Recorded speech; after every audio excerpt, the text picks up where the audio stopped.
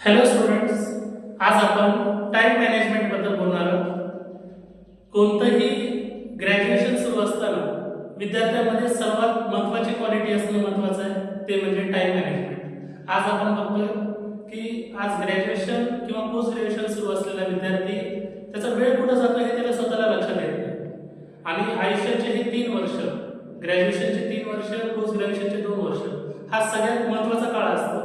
आणि त्याच काळात विद्यार्थी शिक्षणाकडे किंवा क्वालिटी इम्प्रूव्हमेंटकडे लक्ष देत नाही.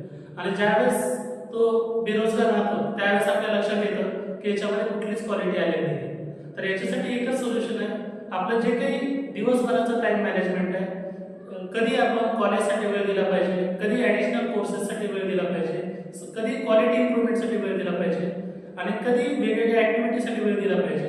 याचं प्रॉपर टाइम मॅनेजमेंट विद्यार्थ्यांनी फर्स्ट इयर सुरू असल्यापासून केलं पाहिजे. ज्यांचं सेकंड इयर आहे किंवा थर्ड इयर आहे किंवा एम.कॉम आहे, लक्षात ठेवा वेळ कधीच निघून जात नसते. वेळ सदैव आपल्यासोबत असते. आपण फक्त जेव्हापासून आपल्या लक्षात आलं तेव्हापासून देखील वेळेचं व्यवस्थित नियोजन केलं आणि त्यानुसार आपल्या करिअरकडे, शिक्षणाकडे लक्ष दिलं तर 6 महिने ते 1 वर्षभरामध्ये आपण स्वतःचं क्वालिटी इम्प्रूव्हमेंट होईल.